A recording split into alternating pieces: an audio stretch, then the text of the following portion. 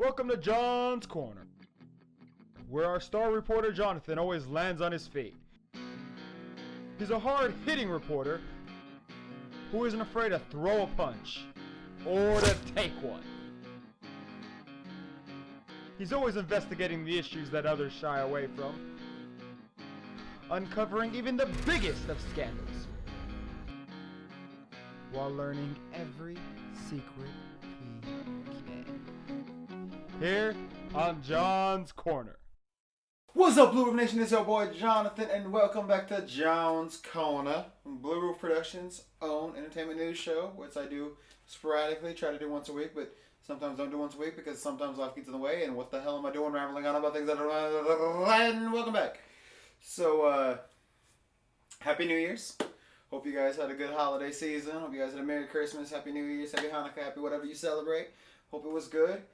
Netflix, the service that keeps giving, dropped 2 amazing programs on the last day of 2020 and the first day of 2021. Sabrina the Teenage Witch, that's the sitcom, The Chilling Adventures of Sabrina the Teenage Witch, and Season 3 of Cobra Kai, possibly the greatest show currentently on television. The only thing that would make me sign up for YouTube Premium. And now it's on Netflix. It's such a brilliant show. Okay, so we'll start with Sabrina because that came out first. It's the final season. Now, I know Chilling Adventures has like mixed reactions about people who liked it and people who didn't, but overall, I thought it was pretty good. I mean, it's not Sabrina the Teenage Witch. It's definitely not that show. That was a sitcom. It was happy. It was hi jinx. This one was much darker. It took a much more serious tone, but it was good. It was engaging. It was exciting. And I thought this last season built up on everything they've built on before. You dealt with the, spoiler alerts, the 2 Sabrinas. You solved that storyline. You resolved everything. And, I mean, there were some things that I didn't necessarily click with. Like, okay, so they brought the original ants back, which I loved. I thought that was so cool. Especially the first time they come on and there's a laugh track and you're like, oh my gosh, you went into the sitcom. And then, you find out later on that it's not quite that simple and there's more nefarious things going on. But I still love that. I love that they brought them back. But how do you not bring back Melissa Joan Hart? Like, I thought that was a real missed opportunity. They should have brought her back too. The original Sabrina should have been on there. Even if it was just a pop-up, boop, hi. I think that would have been cool. But, I mean, that doesn't take away from how great I thought this last season was. I thought it was well made. It was well executed. It was fun. It was everything you want from a show like that. Like a genre television show. It hit all the marks. I loved it. Then we get to Cobra Kai.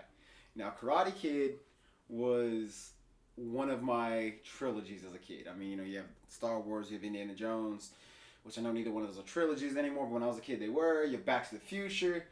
Karate Kid was right in that vein as something that it was quintessential to my childhood. I loved it. And Cobra Kai came back on Netflix, YouTube originally. Season 1 and 2 were on YouTube, and I was a little apprehensive, like, how do you revisit Karate Kid? And Cobra Kai, they're the villains. No one cares about Cobra Kai. And I've heard, Mike Zapsik from Comic Book Man, I Sell Comics fan, say that, no, Johnny Lawrence is the victim, and Danny LaRusso is the villain. And when you watch Cobra Kai, they do kind of play into that. Like, from Johnny Lawrence's perspective, Daniel LaRusso was kind of an asshole. And they play on that duality, like how each one sees the other one. And so season 1, played with that, and then you meet Johnny Lawrence's kid, you meet Daniel LaRusso's kid, and you meet Miguel, who is essentially Daniel, but being protege to Johnny Lawrence. It's all this interconnectivity thing, and over the first 2 seasons, they tore friendships apart. People side with Daniels, people side with Johnny. The friendships tore apart. Season 3, all the friendships, except for one where character didn't come back, which was a shame because I thought she was a great character.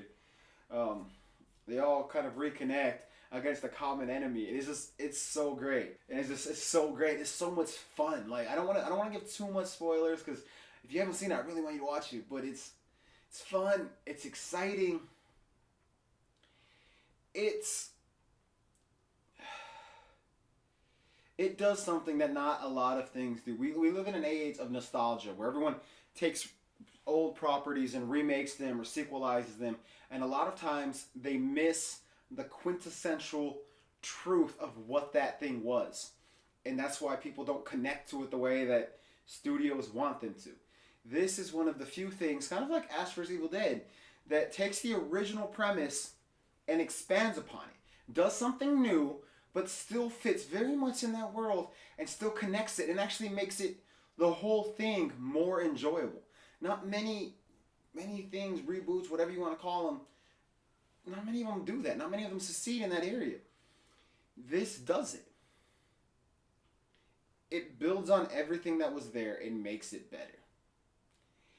And that's a hard task because they were already good. And this season, so the first 2 seasons relied heavily on the first movie, which makes sense because Johnny Lawrence, main villain in the first movie.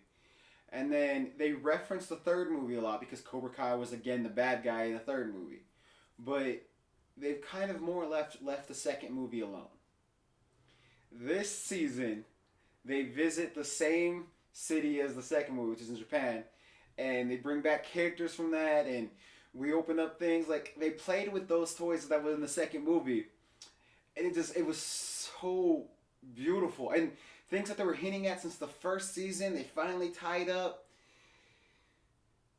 I sat there for these 10 episodes with the biggest, stupidest grin on my face, like a child in a candy store. It was so exciting just watching it. If you haven't seen Cobra Kai and you love the Karate Kid even a little bit, do yourself a favor and just go watch it because it's worth every second of it. But I'm Jonathan.